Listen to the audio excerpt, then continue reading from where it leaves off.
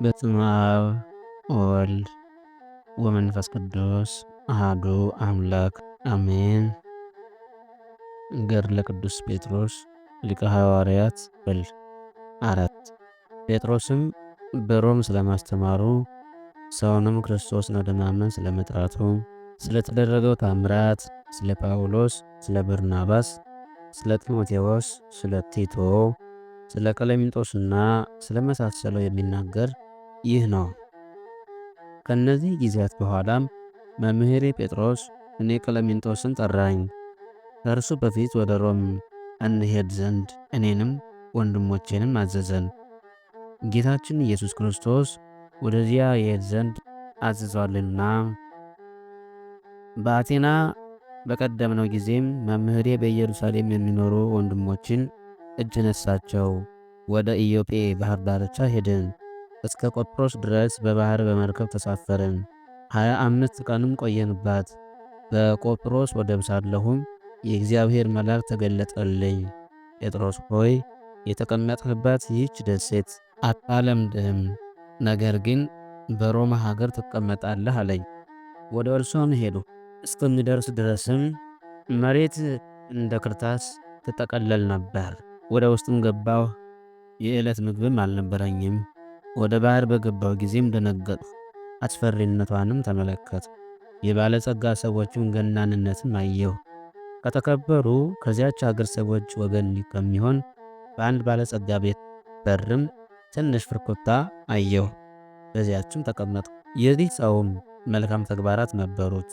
ብዙ ምጽዋትንም ይሰጥ ነበር። ሰውነቱ ንጹሕና እንግዳ ወዳጅም ነበር። የዚህ ሰው ልጅም እኔ ድሃና ጎስቋላ እንደሆንሁኝ አየችኝ።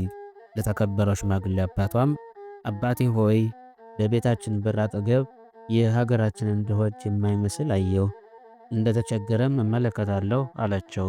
ልጄ ሆይ የወርቅ ኩስኩስቶችን ውሰጅና ውሃ ሙያቸው፣ የወርቅ ማስታጠቢያ ያዢ፣ የልብስ ማጥለቂያም ውሰጂ። ብቻሽንም ወደ ሰውየው ሂጂ፣ አገልጋዮችንም ወደ እርሱ እንዳይገቡ ከልክያቸው። እግሮቹንም በእጅሽ እጠቢው፣ ያልሁሽን አድርጊና የሚፈልገውን አስረጅኝ። ከአማልክት አንዱን ልኮ ከሆነ በይሁዳና በኢየሩሳሌም ያለው የሰማይ አምላክ የክርስቶስ ደቀ መዝሙር ከሆነ ከንጉሥ ኔሮን እና የይሁዳ ገዢ ከሆነው ከጲላጦስ ወገን እንደሆነ ሰምቻለሁ። እርሱ አምላክም ደቀ መዛሙርቱን ወርቅን እንዲጠሉ፣ ትሑታን እንዲሆኑ፣ ጨርቅ እንዲለብሱ፣ ሰማያዊንም ኃይል እንዲገልጡ አዘዛቸው። አምላካቸውም ታምራትን መንክራትን ያደርጉ ዘንድ ለደቀ መዛሙርቱ ሥልጣንን ሰጣቸው። እኔም ወደ እርሱ በቀረብሽና እጁንም እግሩንም ባጠብሹ ጊዜ በድሃነቱ እንዳትንቂው አሳስባለሁ። እርሱም ካደረብሽ በሽታ ይፈውስሻል። ይህች ብላቴናም ከዓይኖቿ በቀር ትታይ ዘንድ በማይቻል ገንዘብ ፊቷን ሸፍና ወደ እኔ መጣች። በአንገቷ መስቀልን አድርጋ በትከሻዋ ማሰሮዎቿን ተሸክማ እያለቀስኩ እያነባሁ ሳለሁ ወደ እኔ ደረሰች። እርሷም ሽማግሌ ሆይ አታልቅስ አለችኝ። እነሆ የምትፈልገውን አግኝተሃል፣ ትካዜህ ሐዘንህ ካንተ ርቋል። በዚህ ውሃም ፊትህን እግርህን እጅህን ታጠብ፣ ከምግባችን ትበላ ዘንድም ወደ አገልጋይ ቤት ግባ፣ በእኛ ላይም በረከትህን አሳድር አለችኝ። ቀርባም ውሃ ጨመረችልኝ። እርሷ ግን እጆቿን በብብቻዎቿ ትሰውር ነበር።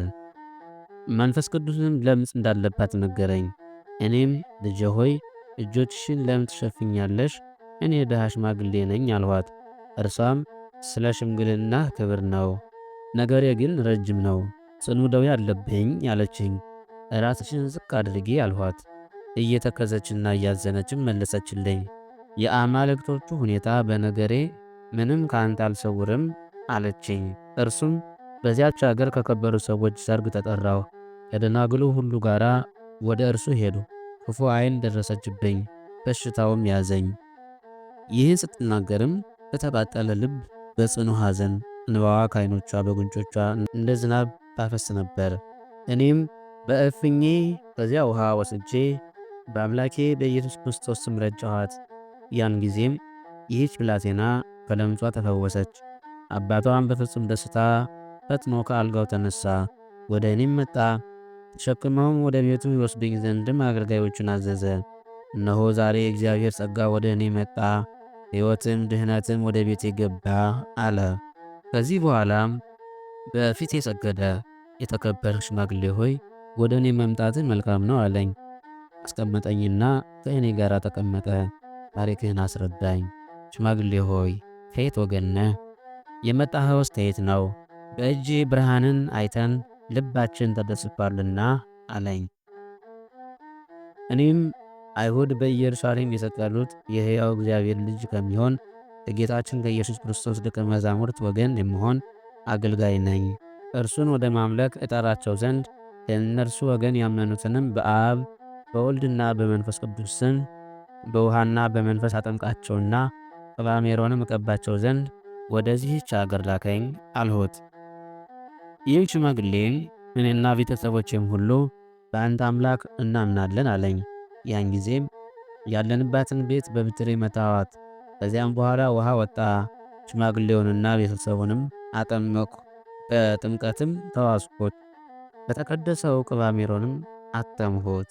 የሮም ሰዎችም ሁሉ ዜናዬን ሰሙ።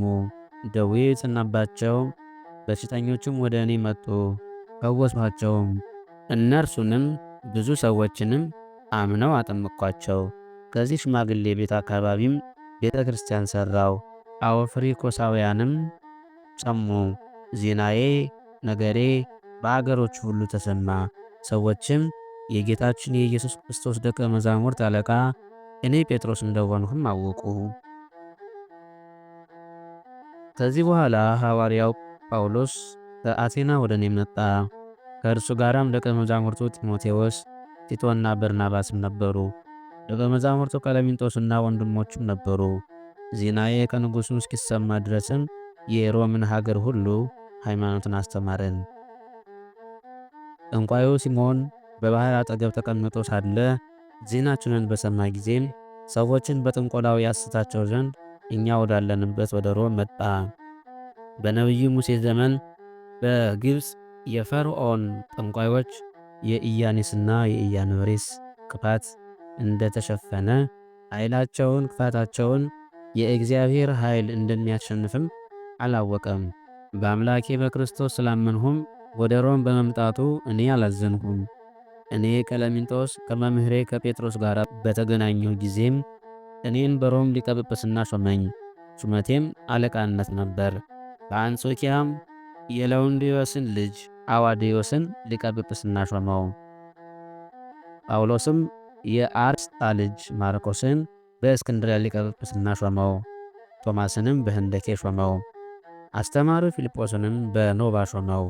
ሰዎቹን ካስተማራቸው በኋላም ከኖባ ሁለቱ ባሕሮች ወዳሉባት መንጢጥ ወደ ተባለች ሀገር ይመለስ ዘንድ አዘዘው።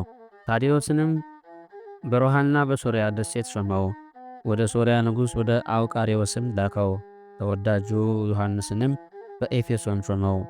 መምህሬ ጴጥሮስና ጳውሎስ ከደቀ መዛሙርቱ የቀሩትም ለጥቂት ቀን በሮም ቆዩ። ሰይጣን በኋለኛው ዘመን ምእመናንን ካህናትንና መናንያንን እንደሚያስታቸው ለቅዱስ ጴጥሮስ ነገረው። ከዚህ በኋላም መምህሬ ጴጥሮስ ከዚያ ፊልጶስ ወደ ሄደባት ወደ ታወቀችዋ ሀገር ሄደ። ስሟም ቅርጣግና ይባላል። ሰይጣንም በመንገድ ታየው። መምህሬ ጴጥሮስም ድል ያደርገው ዘንድ ተጋደለ። በፊቱም እፍ አለበት፣ በላዩም ተፋበት። እየጮኸም ከእርሱ ሄደ። የድንግል ልጅ ሆይ የሰጠኸኝን ሹመት ለምን ነሳኸኝ?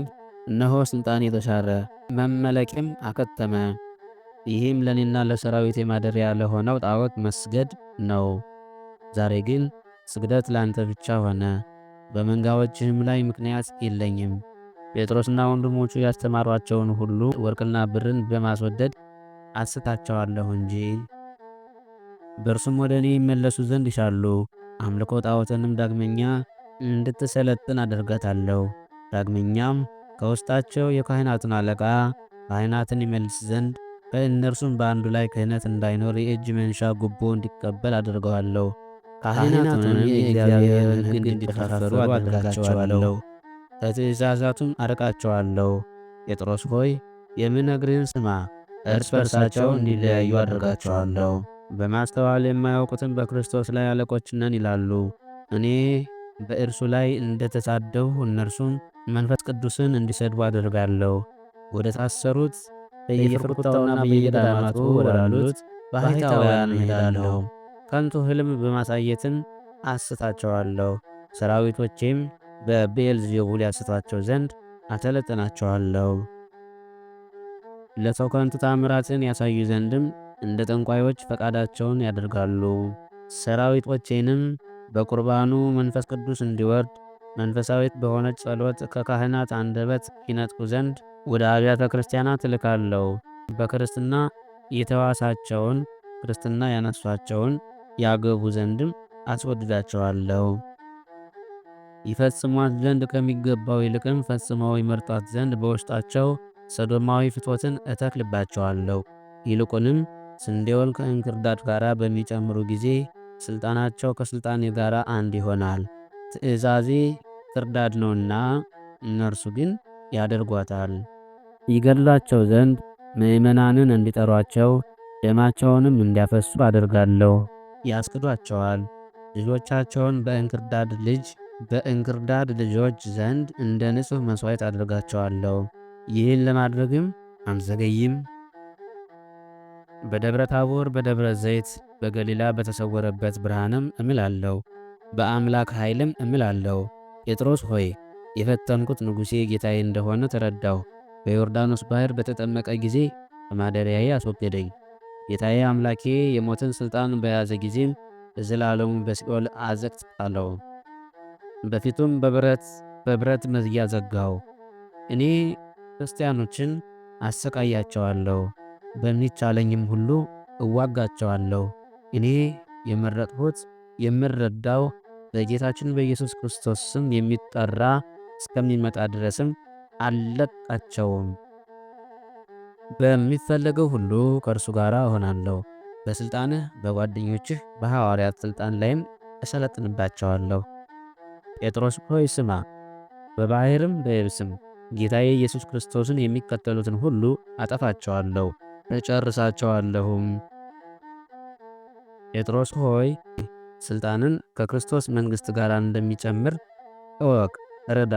ከሰሜን የሚመጣው በእንክርዳዱ ፍጻሜ ጊዜ ይሆናል። የዕድሜያቸው መጠንም እንደ ምሽት ዕድሜ ነው።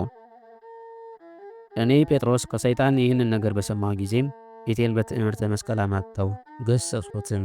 ሰይጣን ሆይ ራሱን ዝቅ አድርጎ የተወለደው ከእነርሱም እንደ አንዱ በመካከላቸው የተገለጠው ክርስቶስ ያጠፋሃል፣ በአገልጋዮቹም ኃይልን አይሰጥህም አልሁት።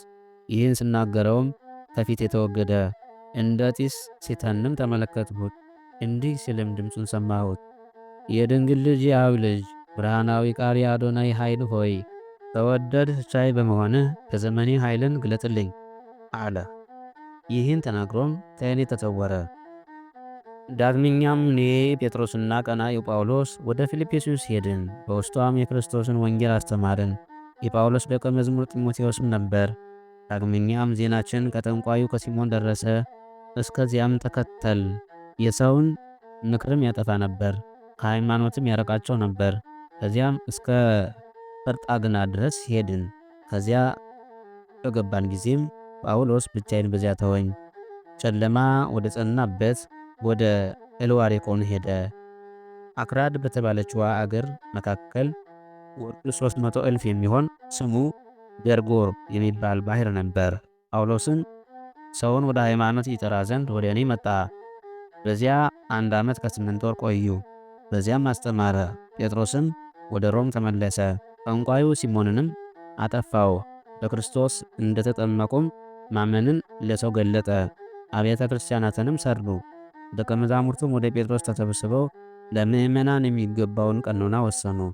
በማኅተማቸውም አተሟቸው። ሕጋቸውን የሚተላለፉትንም ሁሉ አወገዟቸው። እርሱንም ተአምራትና መንክራት ይከተሉት ነበር። መምህሬ ጴጥሮስን ተናገረ።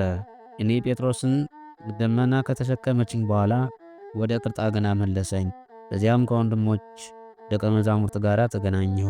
ያየሁትንም ነገርኋቸው። ከእነርሱም በኋላም በቅርጣግና ጥቂት ጊዜ ቆየን። ወደ ፊልጵስዩስም ሄድን። ከዚያም ወደ ሮም ሄድን። እንደ መጀመሪያውም አደረግን። ወደ ሃይማኖትም ጠራናቸው። ምእመናንም ዘወትር ይጨመሩ ነበር። ጠንቋዩ ሲሞንንም ቅናት ያዘው። ይከራከረን ዘንድም ወደ እኛ መጣ። በምትሃቱ ብዙ ነገር ያደርግ ነበር።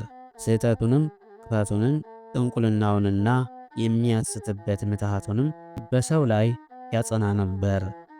ከእርሱ የተነሳም የሚደነቁበትን ታምራትን ያሳያቸው ነበር።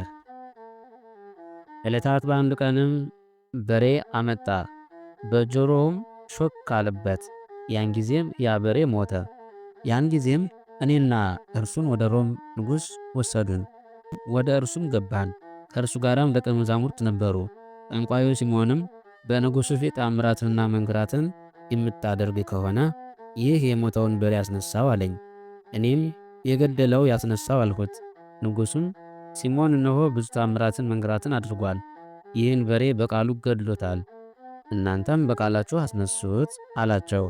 ጠንቋዩ ሲሞንም ትቶን ወደ ቤቱ ሄደ። ጳውሎስም ከዚህ ለምን እንዲህ እንቆማለን አለ። እኔ ጴጥሮስም ተረዳሁት። በትዕምርተ መስቀልም በበሬው ላይ አማተው። በሬው ሆይ አይሁድ በኢየሩሳሌም በሰቀሉት በኢየሱስ ክርስቶስ ስም ከሞት ተነስ አልሁት። ያን ጊዜም ያ በሬ ተነሳ፣ እንደ መጀመሪያውም ሕያው ሆኖ ቆመ። ሰዎች እንደ ዳነ በተመለከቱ ጊዜ አደነቁ፣ እግዚአብሔርንም አመሰገኑ። በሬውንም ወደ ጠንቋዩ ወደ ሲሞን ሂድ፣ የድንግል ልጅ የክርስቶስ ደቀ መዝሙር ይጠራሃል በለው አልሁት። በሬውም ፈጥኖ ሄደ። ብዙ ሰዎችም ከጠንቋዩ ከሲሞን እስከሚደርስ ድረስ ተከተሉት። እኔ እንደነገርሁትም በቀና አንደበት ነገረው። በዚህችን ሰዓትም ብዙ ሰዎች አመኑ። ጠንቋዩ ንጉሡ በዙፋኑ ተቀምጦ ሳለ ወደ ንጉሡ አዳራሽ መጣ። ንጉሡም ጠንቋዩ ሲሞንን ክርስቶስ ደቀ መዝሙር ያደረገውን አትመለከትምን? አለው። ሲሞንም ንጉሡን በዚህ አትደነቅ፣ እነሆ እነዚህ ደቀ መዛሙርት ካደረጉት ፈጽሞ የበለጠ አደርጋለሁ። በዚያም ያሉ ሰዎች ከተአምራቱ ምን ታደርጋለህ አሉት። ሲሞንም እነሱና ሌሎችም ሊያደርጉት የማይቻላቸውን አደርጋለሁ አለ። የምታደርገው ምንድነው አሉት። ሲሞንም በእናንተ ፊት ወደ ሰማይ አድርጋለሁ አላቸው። የምታደርገውን እንመለከት ዘንድ የምትለንን አድርግ አሉት። ወደ እርሱ እየተመለከትንም ርኩሳን መናፍስት ወደ እርሱ ተሰበሰቡ። ከሰው ልጆች ዓይን እስኪሰወር ድረስ ይሸከሙት ዘንድም አዘዛቸው። ከፍ እስከሚል ድረስም ተሸከሙት። ከዚያም ጠራኝ። ጴጥሮስ ሆይ ይበቃሃልን? ወይስ ከወጣሁበት ፈጽሞ ከፍ ልበል አለኝ። እኔም አዎ ካለህበት ፈጽመ ከፍ እንድትል እሻለሁ አልኩት። በአየርም ለሰዎች ዓይን ለመሰወር እስከሚቀርብ ድረስ ወጣ። ጳውሎስም ዝም ብለን ለምን እንቆማለን? መምህር ሆይ የዚህን ጠንቋይ ተግባር ለምን አናፈርስበትም? ምትሃቱንስ ለምን አናጠፋበትም? አለ። ያን ጊዜም ዓይኖቼን ወደ ላይ አነሳው። ርኩሳን መናፍስት ሆይ በሕያው በእግዚአብሔር ልጅ በኢየሱስ ክርስቶስ ስም ጠንቋይ ሲሞንን ከእጃችሁ ልቀቁት፣ ወደ ምድር ይወድቅ ዘንድም ከእርሱ ሽሹ አልኋቸው። ያን ጊዜ ጠንቋዩ ሲሞን ወደ ምድር ወደቀ። ከአጥሙ አንድስ እንኳ በሕይወት ሳይቀርም ተቀጠቀጠ። አንጎሉም ከራሱ ወጣ፣ መለያያዎችም ሁሉ ተለያዩ፣ እንደሚጣል ቆሻሻም ሆነ። ሰዎች ሁሉ ድምፃቸውን ከፍ አድርገው ጌታችን ኢየሱስ ክርስቶስን አመሰገኑት። በዚህች ዕለትም ቁጥራቸው የማይታወቅ ብዙ ሰዎችን አጠመቁ። ጳውሎስና ቀለሚንጦስ በዚያ የነበሩ ሌሎች ደቀ መዛሙርትን ይቀበሏቸው ነበር። ከዚህች ዕለት ጀምሮ 33 ቀን እስከሚሆን ድረስም ሰዎችን እናጠምቅ ነበር። መምህር ጴጥሮስ፣ ጳውሎስ ሐዋርያት፣ በርናባስ ደቀ መዛሙርቱ ጢሞቴዎስ፣ ቲቶ፣ ታላቁ ቶማስ፣ ከ72ቱ ደቀ መዛሙርት አንዱ ጋብዮስ፣ በሮጣዎስና ጣዖትን ከሚያመልኩ ሽማግሌዎች ልጆች አንዱ ዲዮናስ፣ ሁሉም እኔ ቀለሚንጦስ በሮም ሳለሁ ወደ እኔ መጡ። ቅዳሴ ቀድሰንም በአንድነት ቆረብን። ከሰው ወገንም በትምህርታችን ያመኑ ብዙዎች ነበሩ። ሃይማኖትን፣ የክርስቶስ ሕጉንና ሃይማኖትን አስተማርናቸው። ደቀ መዛሙርቱ በቤት ውስጥ ከሚሰበሰቡ ድረስ በሮም የተጠመቁ ሰዎች ቁጥርም ሕፃናት ሳይቆጠሩ 200,000 ከ13,000 ወንዶችና ሴቶች ነበሩ። በቤቱም ቤተ ክርስቲያን አዘጋጀው። ምእመናን ሁሉ ወደ እርሱ ይመጡ ነበር። እነርሱ በእግዚአብሔር አጋዥነት በየቀኑ ይበዙ ነበር። ከዚህ በኋላ መምህሬ ጴጥሮስ አዘዘኝ። የሰማሁትን ከእነርሱም ያየሁትን ሁሉ እጽፎ ዘንድም በሮምም በመጻሕፍት ሁሉ መዘግበው ዘንድም አዘዘኝ። ከዚህ በኋላ መምህሬ ጴጥሮስና ጳውሎስ የጻፍኩትን በማኅተማቸው አተሙት። የጻፍኩትን በማኅተማቸው አተሙት። እነዚህን ምስጢራት ለአሕዛብ የሚገልጠውንም ሁሉ አወገዝን። ሥርዓታችንን የሚተላለፈውን ሁሉ የሚኖር የሕያው እግዚአብሔር ልጅ ኢየሱስ ክርስቶስ በሰጠን ሥልጣን አወገዝናቸው፣ አሰርናቸው። እነዚህን ምስጢራት ሁሉ የገለጠ ወይም ከአርክ አንድ ፊደልስ እንኳ ለባዕድ ሕዝብ የተናገረ ወይም ከአሕዛብ ለአንዱ የተናገረ እርሱ በእግዚአብሔር ቃል የታሰረ ይሆናል። መምህሬ ጴጥሮስ፣ ሐዋርያው ቅዱስ ጳውሎስና ደቀ መዛሙርትም የእግዚአብሔር ኢየሱስ ክርስቶስን ትእዛዛትና ሥርዓታቸውንም የተላለፈውን ይህን ውግዘት አወገዙ። ከዚህ በኋላም መምህሬ ጴጥሮስ ተናገረ።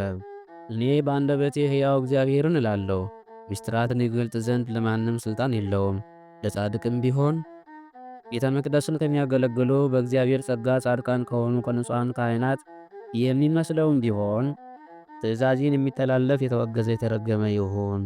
የእግዚአብሔር ቁጣም በእርሱ ላይ ይውረድ። እኔም ትእዛዜን የተላለፈውን በጌታዬ በኢየሱስ ክርስቶስ ፊት አዳኝበታለሁ አለ። ያን ጊዜም ኪሩቤልና ሱራፌል፣ ሊቃናት መናብርት፣ ኃይላትና መኳንንት ሁሉም የሊቃውንት መላእክት ማኅበር አሜን አሜን ይሁን ይደረግ አሉ። የሐዋርያው የቅዱስ ጴጥሮስ የሌሎችም የሐዋርያት ሁሉ በረከታቸው በሁላችን ላይ ይደር።